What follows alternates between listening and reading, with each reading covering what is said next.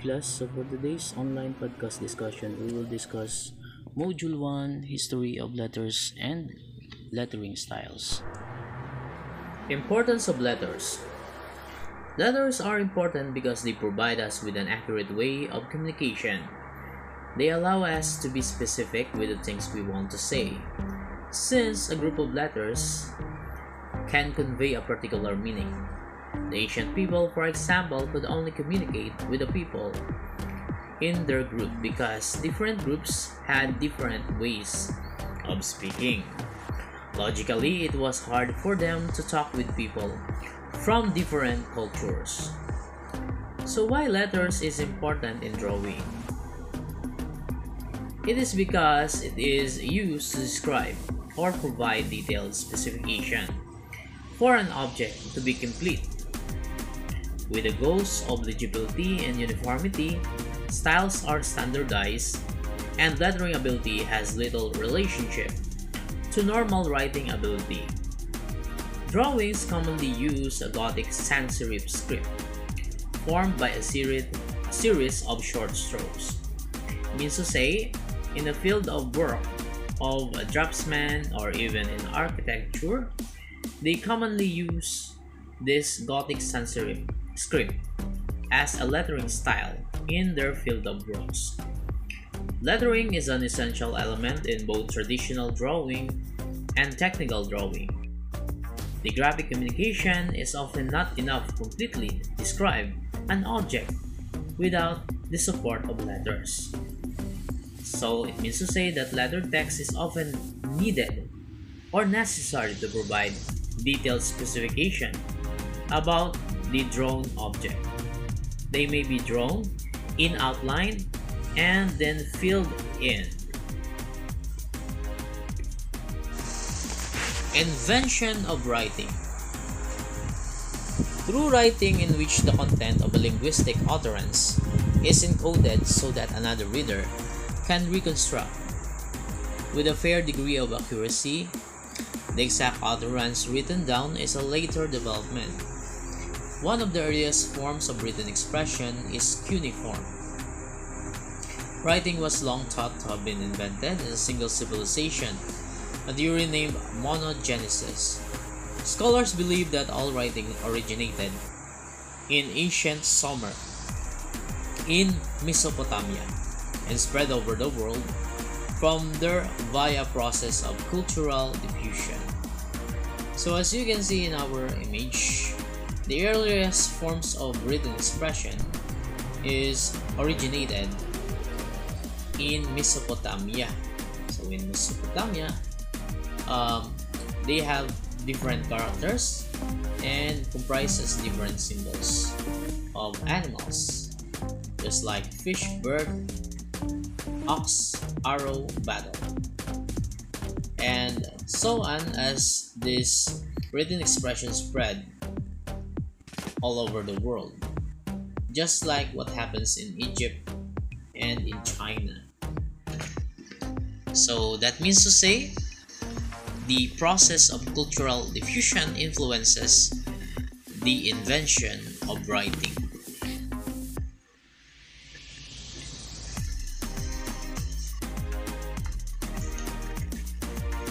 Let us now proceed to history of writing system. Symbolic communication systems are distinguished from writing systems. With writing systems, one must usually understand something of the associated spoken language to comprehend the text. In contrast, symbolic systems such as information science, paintings, maps, and mathematics often do not require prior knowledge of a spoken language. Every human community possesses language, a virtue regarded by many as an innate and defining condition of humanity.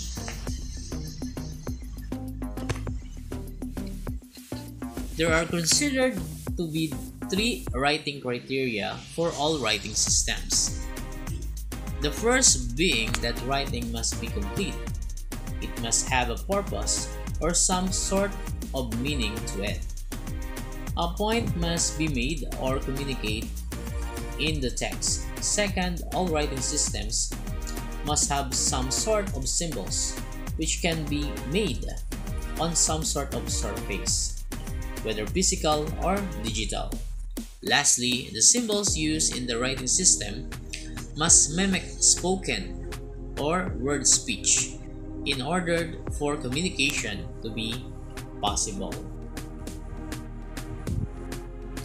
So the greatest benefit of writing is that it provides the tool by which society can record information consistently and in greater detail, something that could not be achieved as well previously by spoken word. Writing allows societies to transmit information and to share and preserve knowledge.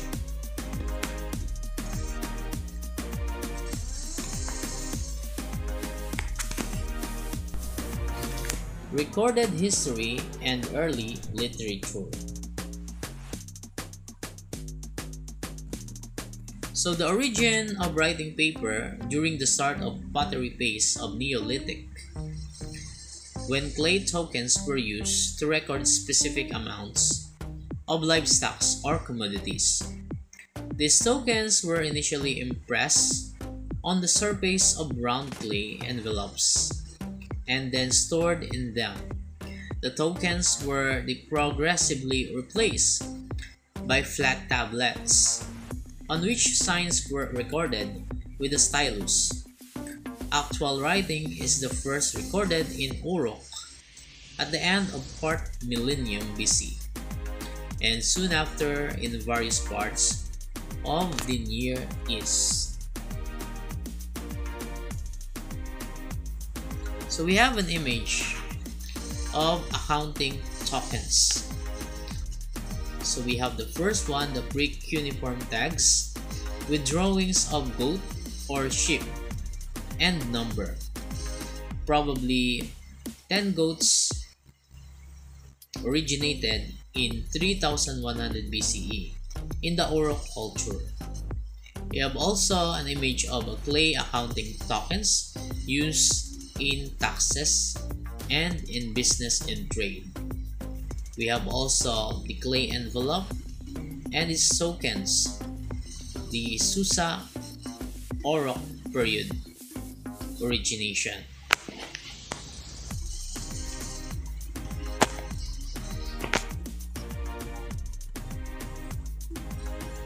Let's now proceed to Protowriting. The first writing systems of the early Bronze Age were not a sudden invention. Rather, they were a development based on earlier traditions of symbol systems that cannot be classified as proper writing, but have many of the characteristics of writing. This system may be described as proto-writing, and they use ideographic or early mnemonic symbols to convey information, but it probably directly contained no natural language. These systems emerged in early Neolithic period as early as the 17th millennium BC and included the following. So we have the first one, the Jiaho symbols. It is found carved in tortoise shells in 24 Neolithic graves excavated at Jiaho's Henan province, northern China, with radiocarbon dates from the 17th millennium BC. Most archaeologists consider this not directly linked to the earliest true writing. We have the Vinca symbols, sometimes called the Danobi script, are a set of symbols found on Neolithic era 6th to 5th millennia BC. These artifacts from the Vinca culture of Central Europe and Southeastern Europe. We have also this Pelio tablet of the late 6th millennium and may also be an example of proto-writing. And lastly, we have the Indus script, which from 3000 BCE to 1900 BCE was used for extremely short inscriptions.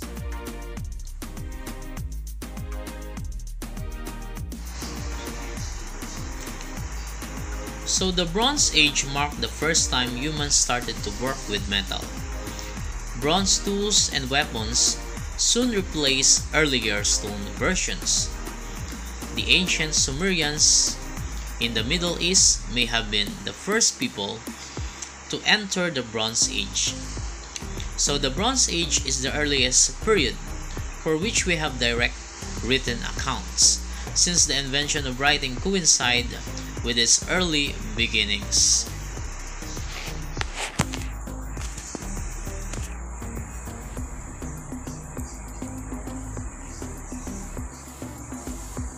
Next, we have the cuneiform script. The original Sumerian system derives from a system of clay tokens used to represent commodities. So these tokens were used in collecting taxes and also in business and trade. So by the end of the 4th millennium BC, this had evolved into a method of keeping accounts using a round-shaped stylus impressed into soft clay at different angles for recording numbers. About 2600 BC, cuneiform began to represent syllables of Sumerian language. Then finally, cuneiform writing became a general-purpose writing for logograms, syllables, and numbers. From the 26th century BC, this script was adapted to the Akkadian language, and from there to others, such as Hurrian and Hittite. Scripts similar in appearance to this writing system include those for Ugaritic and Old Persian.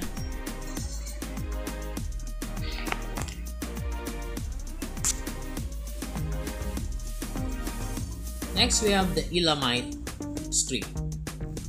The undeciphered Proto-Elamite script emerges from as early as 3100 BC.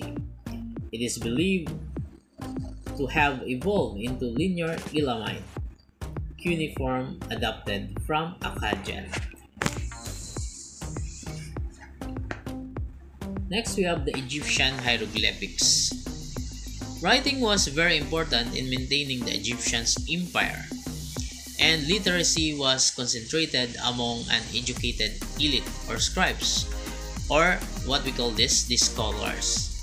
Only people from certain backgrounds were allowed to train as scribes in the service of the temple and military authorities. So the ancient Egyptians believed that these scripts was important to record and communicate information about religion and government. Thus, they invented this Egyptian hieroglyphics as a written scripts that could be used to record information. So, by using this script, scribes were able to preserve the beliefs, the history, and ideas of ancient Egypt in temple and tomb walls and on papyrus scrolls.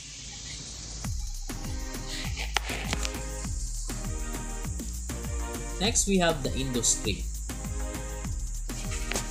The Middle Bronze Age Indus script, which dates back to the early Harappan phase of around 3000 BCE in the Indian subcontinent, corresponding to northwestern India and what is now Pakistan, not yet been disappeared.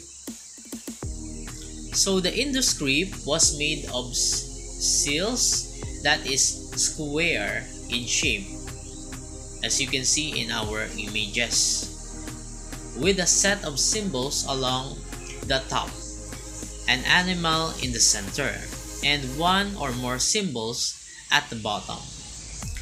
Animals found on the seals include rhinoceros, elephants, unicorns, and bulls, as you can see in our images.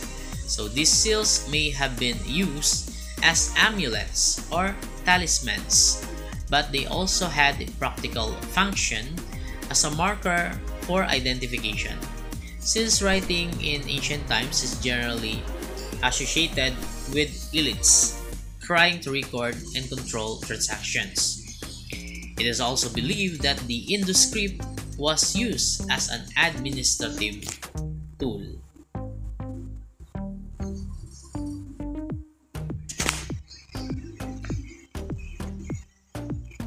Next, we have Anatolian hieroglyphics.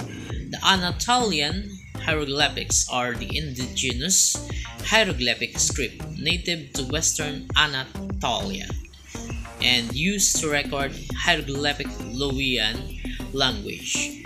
It is first appeared on the Luwian royal seals from the 14th century BC. Next, we have the Chinese writing. The earliest confirmed evidence of the writing script yet discovered is the body of inscriptions on oracle bones and bronze from the late Shang dynasty. The earliest of this is dated to around 1200 BC. So for the Chinese, a single logographic system is particularly useful because it is capable of representing very different spoken forms, just as the numerals 1, 2, and 3 are understandable across many regions through they represent different words in different languages.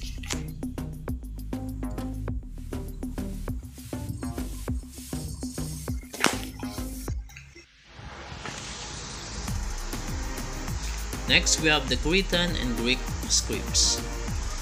Cretan hieroglyphs are found on artifacts of Crete, early to the middle 2nd millennium BC, overlapping with Linear A from as the earliest in Linear B. The writing systems of Mycenaean Greeks has been disappeared, while Linear A has yet to be disappeared also. So these hieroglyphics of the Cretan and Greek scripts affected the ancient Egyptian culture by allowing transfers of ideas. So this writing style allowed the ancient Egyptian to pass cultural messages and information from one generation to the next. Next, we have Mesoamerica. A stone slab with 3,000 years old writing. The Cascajal block was discovered in the Mexican state of Veracruz and is an example of the oldest script in the Western Hemisphere, preceding the oldest Zapotec writing dated to about 500 BC.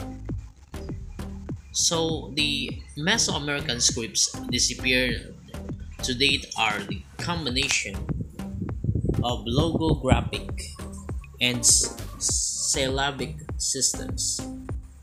They are often called hieroglyphs due to the iconic shapes of many of the glyphs, the patterns superficially similar to the Egyptian hieroglyphics.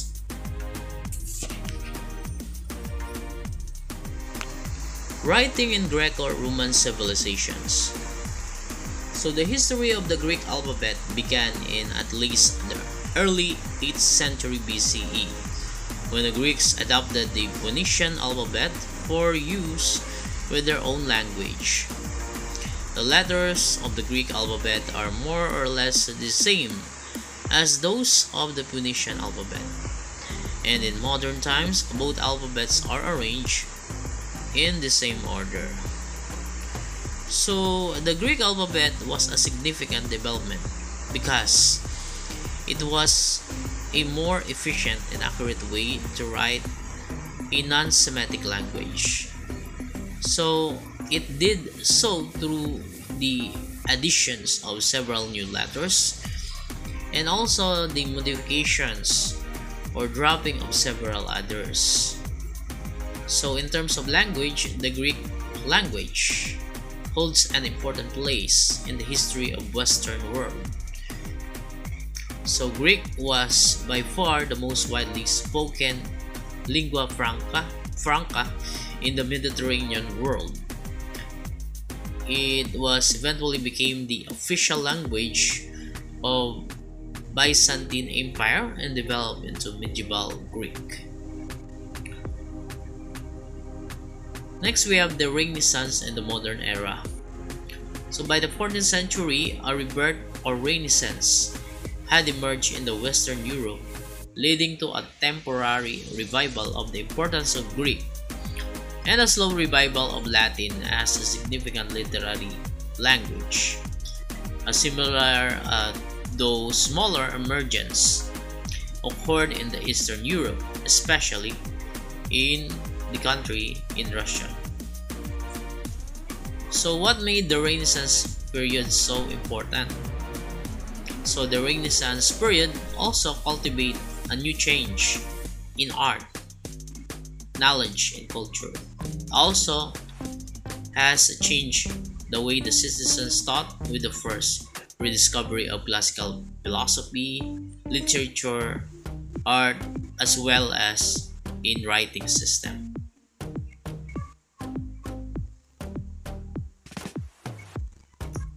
Next, we have the Sumerian archaic pre-Cuneiform. Writing and Egyptian hieroglyphics are generally considered the earliest true writing system, both emerging out of their ancestral proto-literate symbol systems from 3400 to 3100 BC, with the earliest coherent texts from about 2600 BC. So the Sumerians developed the first form of writing when we base it in the history of writing.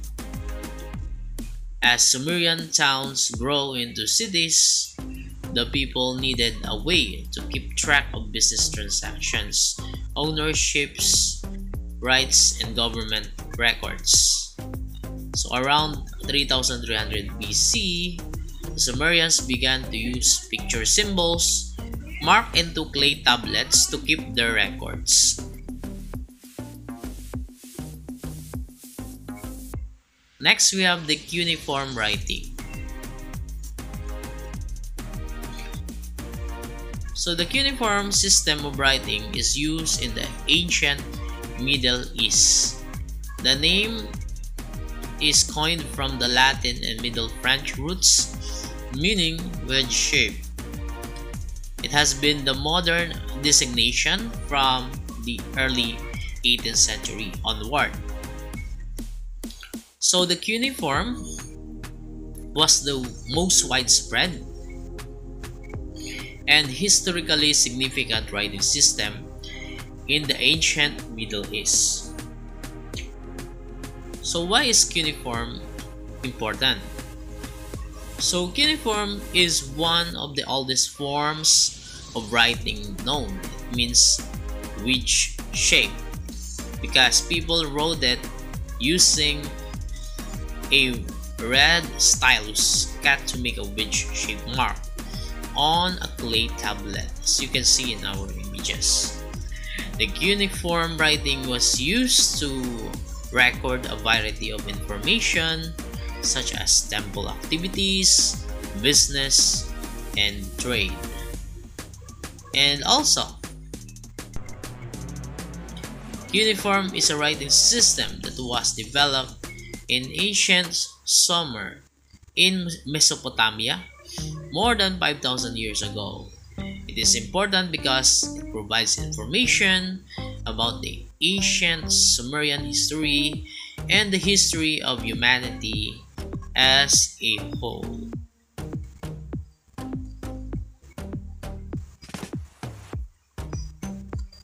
Let us now proceed to our Filipino ancient script, the Baybayin script.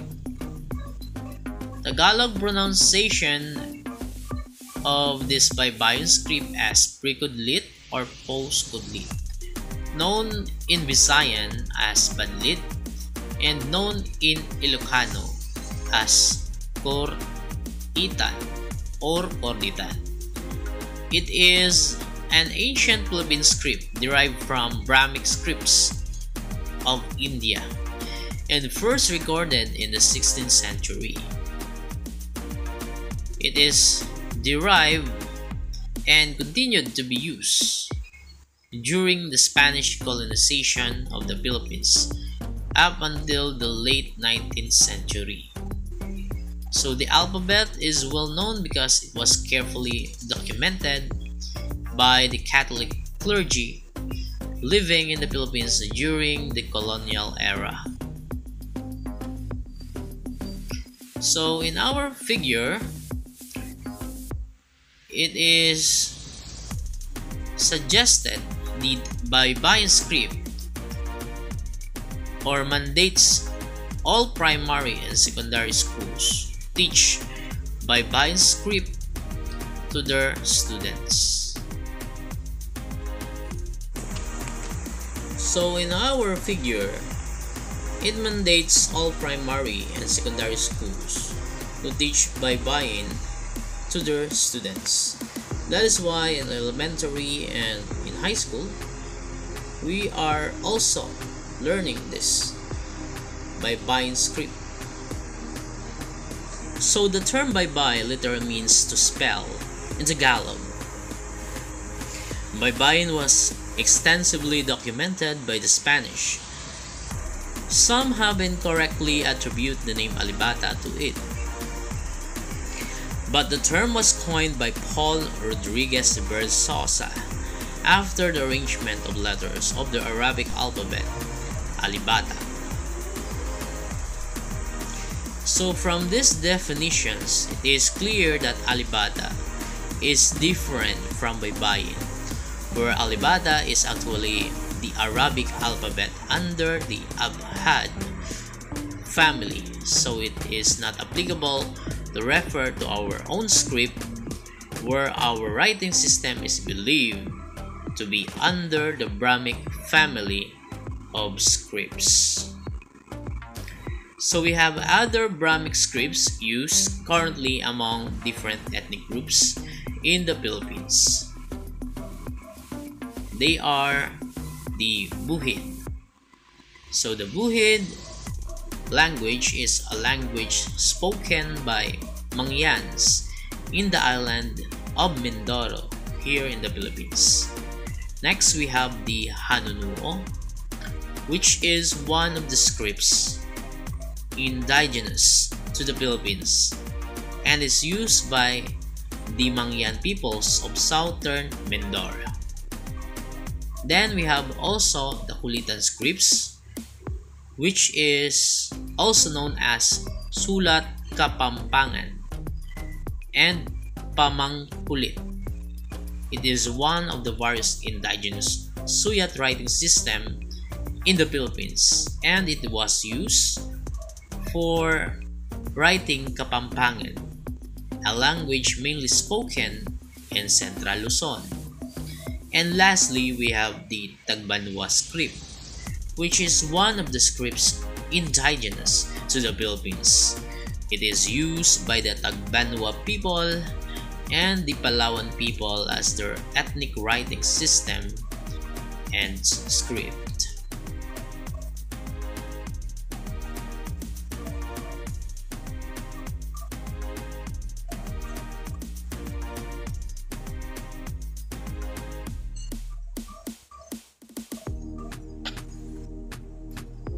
Okay, so the archives of the University of the Santo Tomas in Manila is one of the largest archives in the Philippines.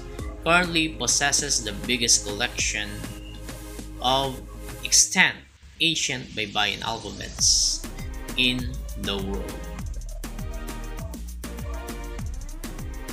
So aside from having one of the largest collection of the 15th, 16th, 17th, and 18th century European manuscripts in Asia, the archives of the UST or University of Santo Tomas, also boasts or possessing the biggest collection of extant Baybayin scripts in the world.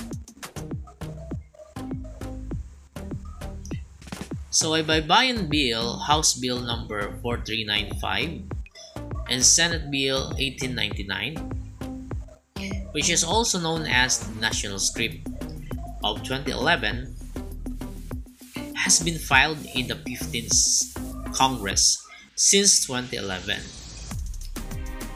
It was refiled in the 17th Congress of the Philippines through Senate Bill 433 in 2016. It aims to declare that the Baybayin script as the national script of the Philippines. The bill mandates to put a Baybayin translation under all business and government logos, and it also mandates all primary and secondary schools to teach Baybayin to their students. It is a move that would save the ancient script from pure extinction and revitalize the indigenous writing roots of Filipinos. So in other words, the bill declares that there is a need to promote, to protect, to preserve, and conserve the Baybayin script as our national writing system here in the Philippines, using it as a tool for cultural and economic development, and to create a consciousness, respect, and pride for the legacies of Filipino cultural history, heritage, and the country's national treasure. So in our figure, the image shows the Baybayin script as your online activity for this second quarter.